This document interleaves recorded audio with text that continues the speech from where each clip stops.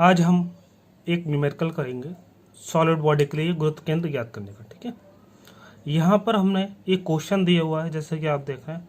उस क्वेश्चन को हम सॉल्व करेंगे।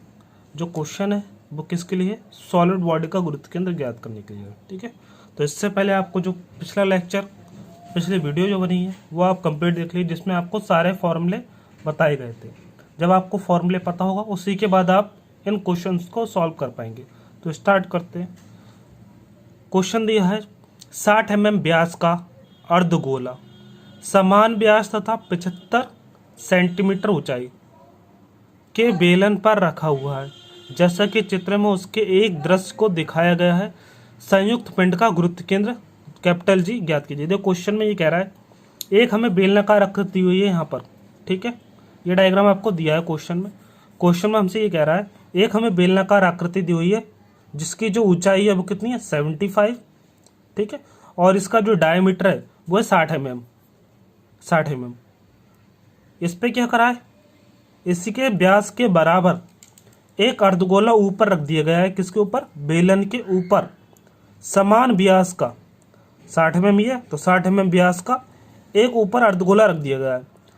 ठीक है, तो इस प्रकार जो पूर्ण आकृति हमें प्राप्त हुई है, बेलन प्लस अर्धगोला के बाद हमें जो पूर्ण आकृति प्राप्त हुई है, इस पूर्ण आकृति का हमें क्या ज्ञात करना है? गुरुत्व केंद्र ज्ञात करना है। ठीक है, तो जो हमने फॉर्मूले पढ़े थे वो उनका यूज करके हम मान निकालेंगे यहाँ पर। तो यहाँ पर स्टार्ट करते हैं। सबसे पहले हम एक्स अक्ष ले लेते हैं। ये हो जाएगा एक्स अक्ष, सबसे बॉटम से एक्स अक्ष हो जाएगा। वाई अक्ष को आप कहाँ लोगे? वाई अक्ष को आप मिड में ले सकते हो, क्योंकि सेक्शन क्या होगा? वाई अक्ष प्रति सिमेट्रिक हो जाएगा। वाई अक्ष प्रति सिमेट्रिक हो जाएगा। देखो,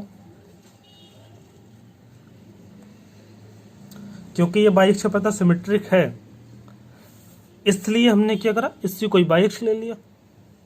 और आपको पता है जिस अक्ष प्रति सिमेट्रिक होता है उसी लाइन पे कहीं ना कहीं पर गुरुत्व केंद्र होगा, चाहे यहाँ पर हो चाहे यहाँ पर हो। तो जब यहाँ पर है और वाई अक्ष यहाँ पर, तो बताओ आपके लिए एक्स बार का मान कुछ होगा? नहीं होगा, क्योंकि एक्स बार क्या होता है? गुरुत्व केंद्र तथा वाई अक्ष के बीच की दूरी। जी और वाई दोनों सेम पॉइंट पे कह सकते हो आप। तो एक्स बार का मान क्या होगा? यहाँ पे एक्स बार का मान 0 होता है इस कंडीशन में। ठीक है, तो यहाँ पर आपको क्या निकालना है? यहाँ पर सिर्फ और सिर्फ आपको वाई बार का मान निकालना है। अब देखो यहाँ पर सेक्शंस में डिवाइड कर देंगे। कितना सेक्शन? एक बेलनाकार सेक्शन हो गया 1, एक हमारा अर्धवृत्त हो गया सेक्शन 2।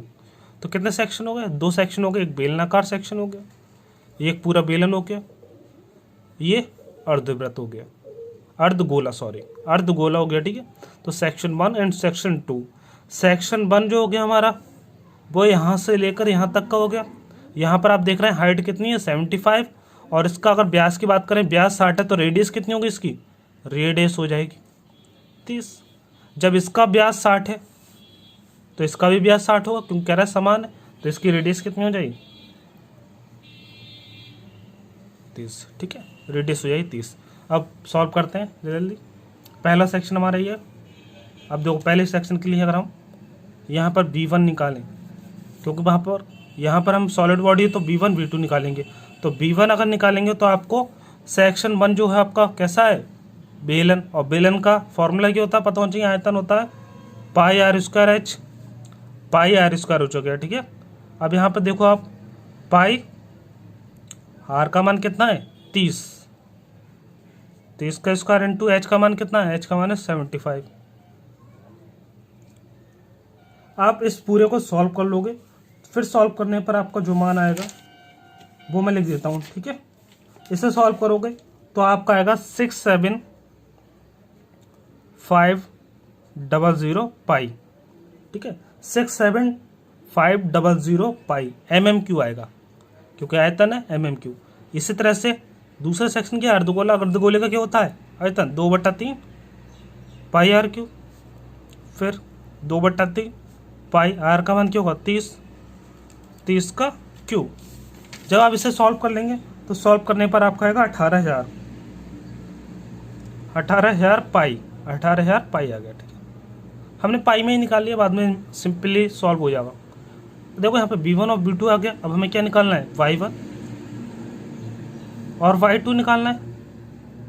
y1 क्या होगा इसका, y1 होगा जो हमारा यहाँ पर देखो, यहाँ पर एक्स अक्ष है, इस एक्स अक्ष तथा गुरुत्व केंद्र के बीच की दूरी क्या होगी, सेक्शन, मतलब हम कह सकते हैं ये वाला जो पूरा सेक्शन हमारा वो क्या है, सेक्शन 1, और सेक्शन 1 के लिए गुरुत्व केंद्र कहाँ होगा, यहाँ पर होगा G1। ठीक है, सेक्शन 1 का जो गुरुत्व केंद्र होगा वो होगा G1, और G1 तथा एक्स अक्ष के बीच की दूरी क्योंकि हमारी y1। ठीक है, जैसे पहले निकालते थे, एक्स अक्ष तथा G1 के मध्य की दूरी क्योंकि y1।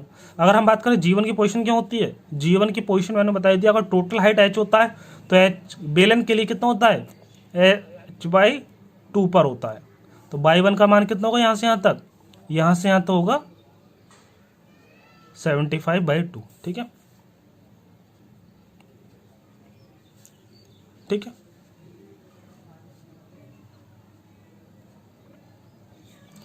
y1 हो गया आपका एक्स अक्ष तथा G1 के मध्य की दूरी, और G1 कहाँ पर होगा, क्योंकि ये हमने देखा था बेलन का जो गुरुत्व केंद्र होता है वो नीचे से दूरी वो होता है h/2। ठीक है, तो यहाँ से ये क्या हो गया, एक्स अक्ष तथा G1 के मध्य की दूरी, इसलिए इसे y1 हो गया।